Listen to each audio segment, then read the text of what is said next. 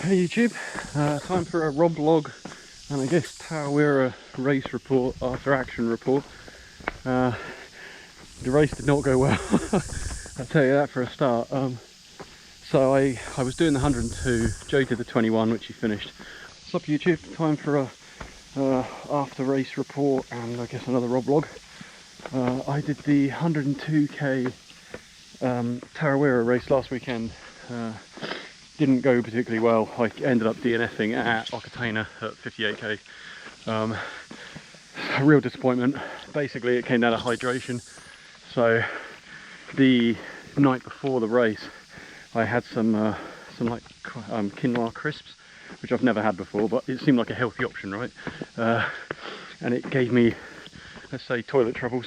So I spent the whole night in the loo till about 2 o'clock. It started to kind of sort itself out by 2 AM, but I had to leave at 4:30 to get to the race. And I also forgot, normally I take a water bottle with me to the race. I forgot my water bottle, so I was really dehydrated before the race. Really dehydrated. Like, I didn't realise how much. It wasn't like normal, just straight water levels. It was more electrolytes. You know, normally I'm used to dehydration where you're running along, you get thirsty, you get that dryness in your mouth, that kind of metallic feeling in the back of your mouth, and all the classic, you know, dizziness and headache and migraines and stuff. I didn't have any of that on the race. I was running along with electrolytes using GU electrolyte tablets in a bottle, and I was going through, you know, a bottle every 8k, something like that. On and out. I wasn't drinking to a schedule or anything, but just drinking when I was thirsty. But to be honest, I never really got that thirsty. I realise now it's because I was already starting off dehydrated, and I'd actually gone like beyond that kind of level of dehydration, but I didn't know that at the time. So at no point was I thirsty really, but I was drinking at a decent rate. But I just couldn't get my fluids back, and it manifested as like medical kind of issues on running that I've never seen before. So as I say, I'm used to migraines and headaches and so on, but what I actually had was like muscle spasms and like loss of control of your core muscles, and like, you know, the need to kind of urinate all the time but then not actually being able to go, and it really hurting to urinate as well, which was super weird. And it was a miserable time out there, so I ended up DNFing at 60k. I was thinking about going to a hospital actually, but 6-7 hours after the race, after getting some fluids in me and getting them to stay, it kind of came right again, which is kind of annoying, because if I'd known that at the time, if I'd known it was dehydration, I would have probably carried on the race. I definitely had enough energy to finish the run, because Okataina is the bottom of a big hill, so I would have had to walk for an hour up the hill and then run to Miller and then, you know, downhill most of the way to Blue Lake. I could have finished, but I didn't know that at the time. I thought I had a much more serious kind of issue, because I really didn't think it was dehydration. So yeah, that kind of sucked. It was like basically a year's worth of effort down the toilet because of one bag of crisps. But yeah, it is what it is. So just out on a easy run today, because this is the week after the race. So I'm for once not stuck to a training plan. I'm not following a pace or a heart rate or a wattage. I'm just doing whatever I want. It's really nice to go wherever I want. There's a whole host of runs that I just haven't done because they're the wrong length or elevation or wrong time of year, whatever. So I've got tons of runs that I've been looking to do. Now I can explore them a bit and see what they're like for next training period, you know. While I'm recording, I just want to say hi to all the new subscribers, because we've gained actually quite a lot of subscribers in the last 2 weeks since Tarawera. So hi to everybody. Hopefully I'll put out some good videos you'll enjoy. Usually I film Jo running, and she's off and on at the moment. She's come out of remission for her kidney problem, so you know, we're trying to take the running super easy. It was kind of sucks for her because she was hoping to do the 50k Tarawera, and then because of kidney problems she was hoping to do the 21k Tarawera and do the other, whatever, 29k, whatever, the day before and day after, to make it up to 50 over 3 days. And then when she came out in remission, she ended up dropping it down to just doing the 21k. So a little bit disappointing for her. But yeah, Yeah, she's got a problem with her adrenal gland at the moment, so we're just looking into that. I suspect it's going to be a case of like an extended period of building muscle up so she can run without being in such a high heart zone. She tends to run like right up in zone 4 or 5. So hopefully if she builds muscle, that problem will go away. And then circular, the kidneys will be able to deal with the load better. We'll see.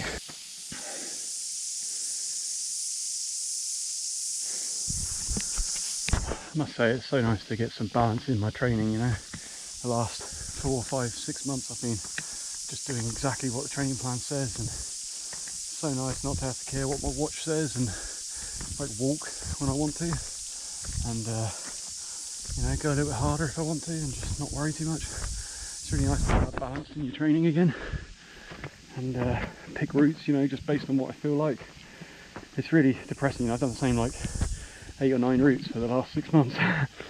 It's really tiring and boring after a while, particularly when it's raining and bad weather. Mentally it's a real plus to get out here today. It's a shame I can't be with Jo at the moment. She's not really able to do big steep hills like this at the moment, but she'll get there. By the way, if you ever decide to do Norbert Creek Loop, just bear in mind that the bottom of the hill that's four-wheel drive track goes across a little ford, you're going to get wet feet. Just bear that in mind. Yeah, pretty proud of doing the 60, but right from the start line I didn't really have a chance of finishing, to be honest. So yeah, I think the hydration was actually not too bad. Probably I did everything right, it's just not to be on the day, Other than that, fueling, I went with Energy Chews. It worked pretty well. I was mixing around with like 3 chews every 20 minutes or 3 every 30 minutes, or taking them less often but more of them, or mixing it up a bit. Try a few different flavours, caffeine, no caffeine, whatever.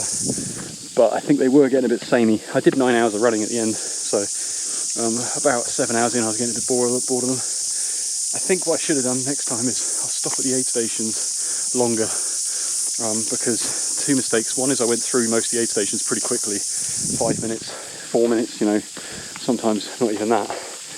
There was one aid station, I think it was Outlet, 40k in. I decided to give myself 10 minutes, and I felt way better after that. I should have paid notice of that, and when I got to Humphreys and the next one I should have stopped for a good 5 minutes or so, but I kind of went straight through.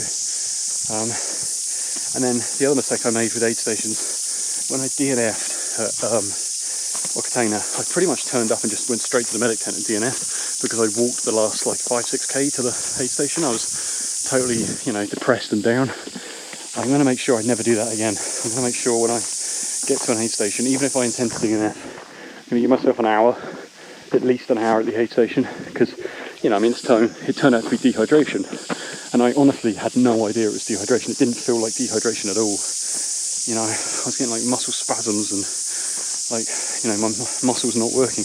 I mean, it's not just liquid water, it was electrolyte deficiencies, I guess, but it's all kind of dehydration at the end of the day. I just couldn't take in fluids, and it was horrible. It really hurt. It felt like a proper medical problem rather than your classic running issues you get out on the course. And it was a bit of a mistake. So in future I'll give myself more time at the aid station before I can it, But I guess you learn from your mistakes. And this was my first time at the 100k attempt, so I'm pretty confident next year I'll actually get it, because I won't stop for that reason again, and that's the only problem I had on the day. And everything else went well. Food went pretty well. I didn't get lost on course. I was actually going pretty well time-wise, pretty much on for a 15-16 hour finish, which is, I was hoping for 18, so it's faster than I was, aiming for. I think I could have done it as well, because I only had the Okataina climb left, and it was all pretty easy going after that. And I'd done the whole of the technical eastern Okataina, so yeah, it was going well. All my gear worked perfectly, had no gear problems at all. I did take my torch to the start line thinking I'd need it for a 7 o'clock start, but actually the sun came up just before the start, so next year I probably won't bother bringing the torch to the start line. I'll pick it up at Okataina. But other than that, all went pretty well. Didn't get any blisters, didn't have any foot trouble. One thing that was interesting is when I finished, my quads were absolutely hammered. Got my hamstrings, glutes, calves, arms, shoulders, everything else, like not even slightly tired. My hamstrings and glutes didn't even feel like they'd been used. So I need to work on my hamstring glute strength and activation, because I'm pretty certain that I'm running all on my quads basically. And it's not good for, you know, long distance running to do that. And I know for a fact that I've got really lopsided muscles on my legs. So I'm going to try and not do too much more on my quads, although cycling when Zwift starts up will do that. But for the next 4 months, I'm going to really try and hit hamstrings, basically kettlebell swings and so on every single day. I want to try and build those hamstrings up, because on the day that was the one thing that was really noticeable.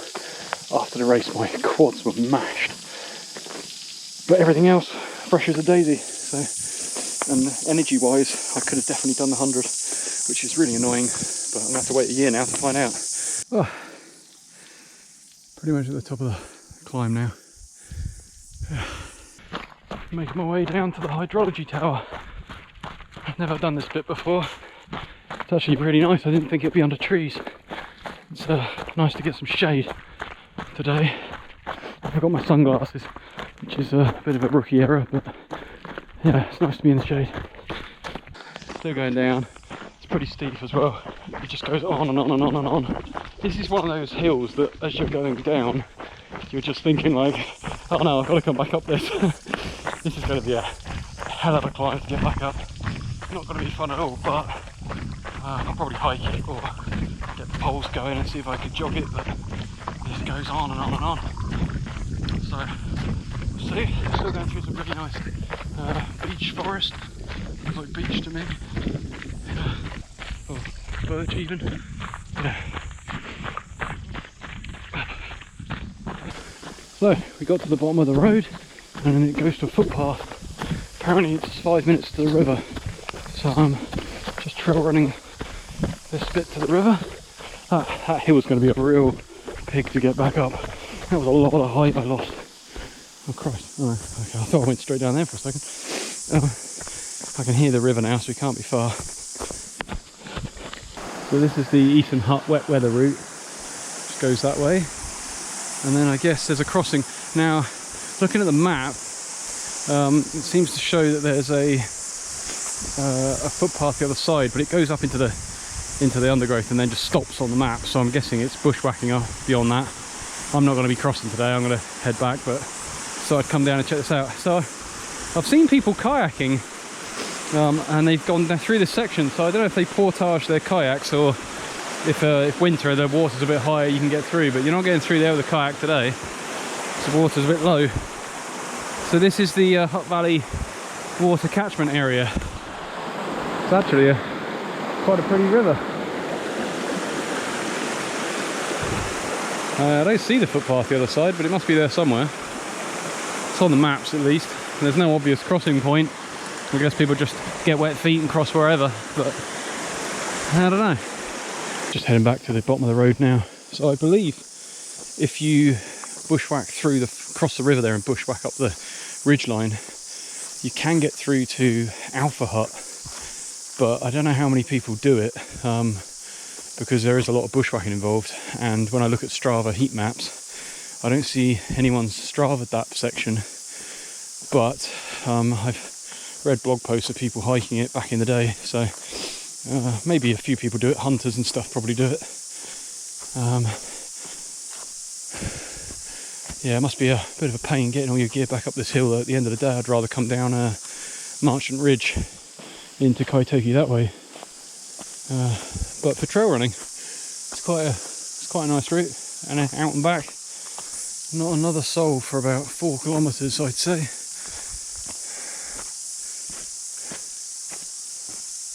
I got my PLB with me today, so just in case. I got all the gear back again, the first aid and everything else. I drop all that stuff for the race days, but I'll bring it all back again now I'm training again. It's still nice and summer at the moment. I've got a warm top with me, but all the basic first aid and stuff. But I'm sure winter will be showing its head soon. Oh man, this hill just keeps going. I've got myself in a nice kind of cruise, 158 heart rate. Just a nice kind of easy. It's a little bit harder than I'd like, but I want to get to the top. It just goes on and on and on. Still on the way up. Yeah, once I get to the top it should be downhill all the way to the car. Got to go through that little river crossing, but pretty much easy going once I get to the actual top. Ah dear. It's really pretty out here, and it's really quiet. I'd come out here again. This is actually pretty good hill training. Usually I use mount climbing, but I think this is a little bit more runnable than mount climbing. So I might use this in future. Oh, just crested the hill.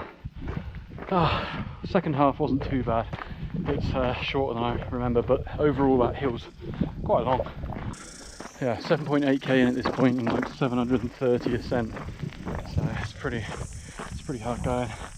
There's a really nice view coming up. I'll give you a shot of it in a second. Anyway, it's all downhill now. It's going to get real steep, so I'm going to put my poles a little bit longer, and I'll catch you up when I get down the bottom where the ford is. Little stream. Still losing height. This is a big down as well. Really mashing the quads. It's pretty steep and pretty loose. It's like gravel. But I'm going okay. Yeah, just the quads are burning now. I've probably got another K to go. Probably 100 metres more vert to drop. We'll see how we go. Just coming up on the stream now. I'm going to take my stride off because I want to get it wet just in case it breaks it, but yeah, little stream for crossing. Going alright. 10k on the dot at this point. Typical. You take your stride off and you manage to Mario jump across the river without getting wet feet. Happens every time. Anyway, yeah, that's a good thing about poles. You can get across rivers and stuff without getting wet feet. Yeah, about, I don't know, 600-800 metres now and then we're back, so probably sign off here, just across the campsite, and it's all sun the whole way now, so I'll probably just keep trucking along to the car. Yeah, so that's the Norbert Creek loop down to the water treatment area. If you've got any questions about the route, just hit me up, and I'll see you again. Cheers.